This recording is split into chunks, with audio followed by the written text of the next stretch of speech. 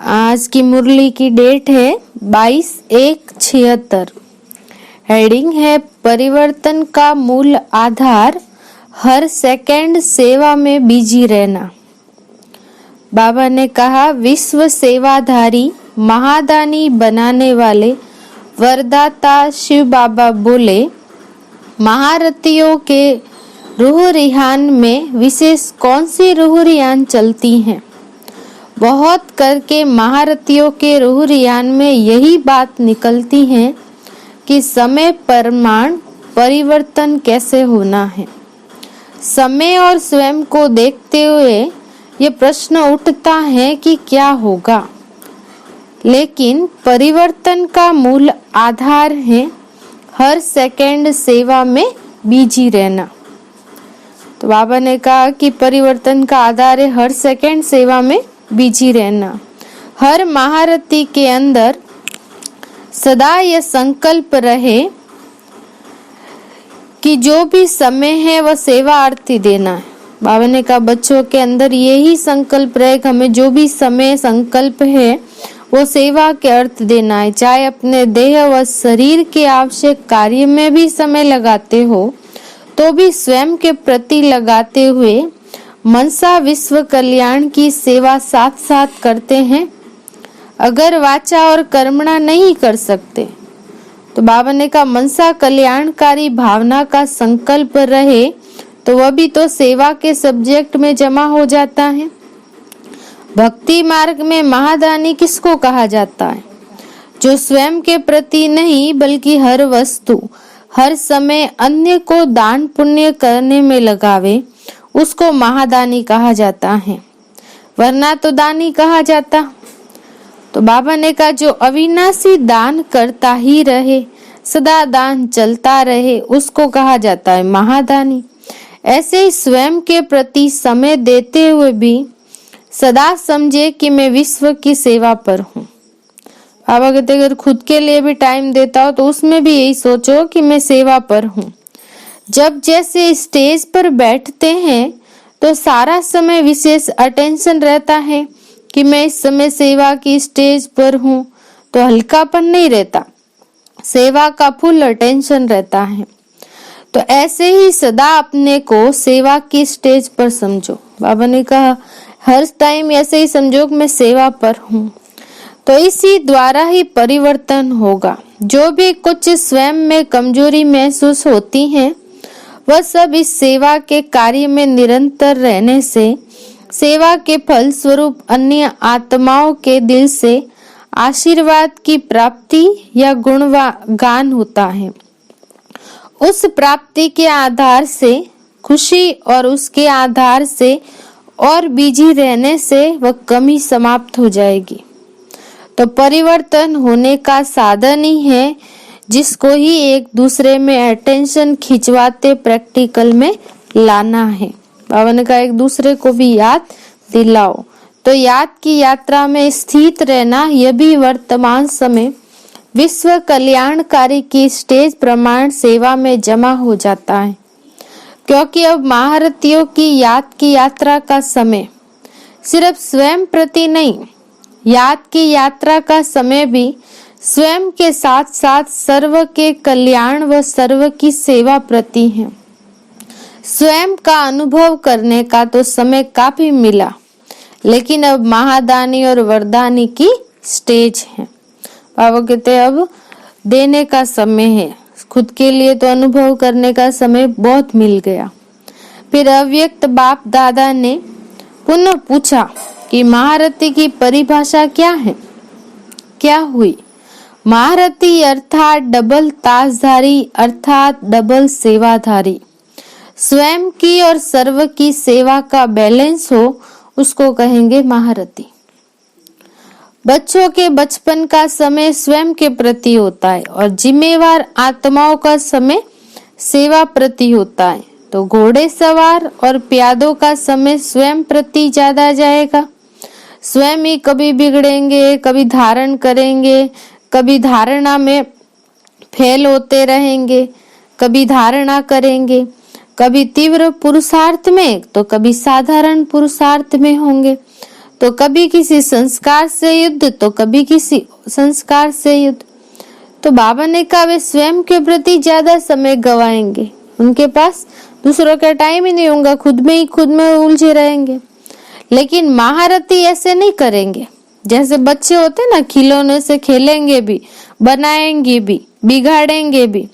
तो यह भी तो अपने संस्कार रूपी खिलौनों से कभी खेलते हैं, कभी बिगाड़ते, कभी बनाते, कभी वशीभूत हो जाते और कभी उसको वशीभूत कर लेते।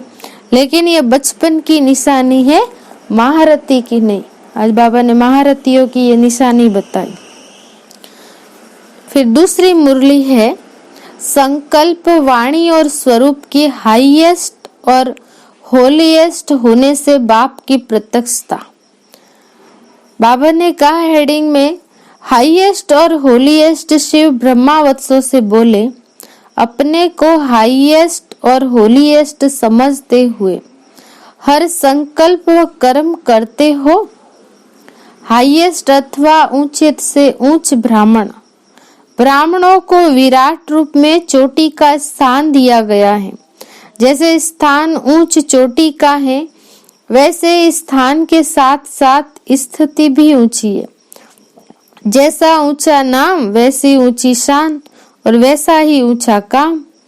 जैसे बाप के लिए गायन है ना, ऊंचे ते ऊंचा भगवान, वैसे बच्चों का भी गायन है, ऊंचे से ऊंचे ब्राह्मण। तो बाबा ने कहा इसी ऊंची स्थिति का यादगार आज तक चला आया।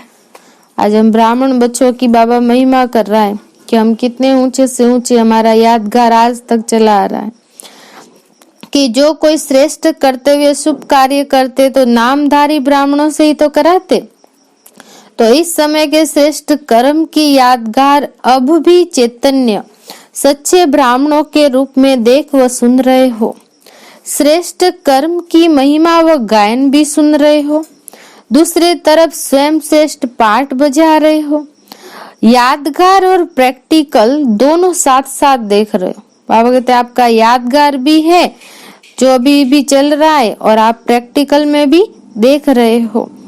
तो बाबा ने कहा श्रेष्ठ कर्म की महिमा व गायन सुनते भी हो और पाठ भी बजा रहे हो। यादगार और प्रैक्टिकल दोनों साथ साथ देख रहे हैं। यादगार द्वारा भी सिद्ध होता है कि कितने ऊंचे थे, अब है और फिर होंगे।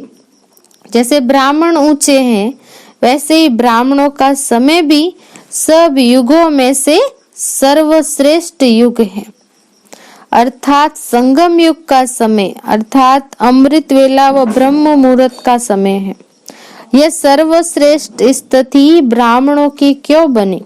आज बाबा पूछ रहे, बता रहे कि ब्राह्मण मतलब इतने ऊंचे और इतना ऊंचा पाठ ब्राह्मणों का कौन से युग में? सर्वश्रेष्ठ युग में, जो अभी समय है। तो बाबा ने कहा ये संगम युग का समय मतलब अमृत वेले का समय, ब्रह्म मुहूर्त का। तो हम सर्वश्रेष्ठ स्थिति ब्राह्मणों की क्यों बनी? क्योंकि ब्राह्मण ही ऊंचे से ऊंचे अथवा श्रेष्ठ कर्तव्यों में सहयोगी बनने का श्रेष्ठ भाग्य प्राप्त करते। इतना ऊंचा भाग्य किसी का नहीं बनता जितना ब्राह्मणों का। तो इतना अपना ऊंचा पाठ, श्रेष्ठ बाप, श्रेष्ठ स्थान और श्रेष्ठ शान में स्मृति में रहते हैं। बाबा पूछ रहे अपना इतना ऊंचा अपने आप को मानते हो कि मेरी ऊंची शान है, मेरा ऊंचा पाठ है, मेरा उतना ऊंचा बाप श्रेष्ठ मिला है, श्रेष्ठ स्थान मिला है। इतना श्रेष्ठ भाग्य सारे कल्प के अंदर फिर प्राप्त नहीं कर सकेंगे। जो भाग्य बाबा ने हमको दिया, बाबा कहते इतना श्रेष्ठ भाग्य और कोई पूरे कल्प में, कोई युग में नहीं मिलेगा। ऐसे हाईएस्ट और साथ साथ होलीएस्ट का यादगार अब तक भी सुनते हो। लोग ब्राह्मणों के बजाय आपको देवता रूप का गायन करते। होलीएस्ट का कौन सा गायन है? अब बाबा बता रहे हैं, जो पवित्रता की निशानी दिखाते हैं तो उसका गायन कौन सा दिखाया? बाबा ने कहा कमल नयन, कमल हस्त, कमल मुख के रूप में अब तक भी गायन करते हैं। अब प्रैक्टिकल में चेक करो कि हर कर्मेंद्रिय कमल समान न्यारी बनी है। बाबा की तरफ चेक करो कि मेरे हस्त, मेरे नैन सब कमल की तरफ न्यारे बने हैं। जैसे कमल संबंध और संपर्क में रहते हुए न्यारा है, ऐसे कर्मेंद्रिया कर्म के और कर्म के फल के संपर्क में आते हुए न्यारी है।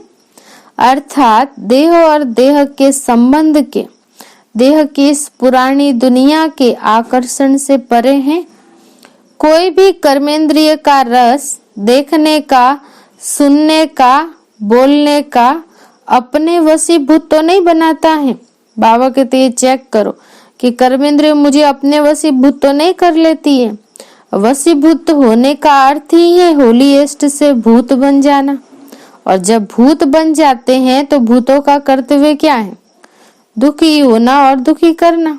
भूत दुख भी दे होते हैं और दुख भी देते हैं। हाईएस्ट ब्राह्मण से शूद्र बन जाते, इसलिए सदैव ये स्मृति में रखो कि मैं हाईएस्ट और होलीएस्ट हूँ। जब ये प्रत्यक्ष रूप में अर्थात संकल्प और स्वरूप में स्मृति रहेगी तभी प्रत्यक्षता वर्ष मना सकेंगे, है ना। बाबा ने कहा कि जब अपने आप को ये समझेंगे, स्मृति में रखेंगे कि मैं होलीएस्ट और हाईएस्ट हूँ, तब बाबा ने कहा प्रत्यक्ष रूप में अर्थात संकल्प और स्वरूप में स्मृति रहेगी तभी प्रत्यक्षता होगी। ऊंचे से ऊंचे बाप को प्रत्यक्ष करने के लिए जब तक स्वयं स्वरूप में हाईएस्ट और होलीएस्ट नहीं बने हैं तो बाप को प्रत्यक्ष कैसे करेंगे?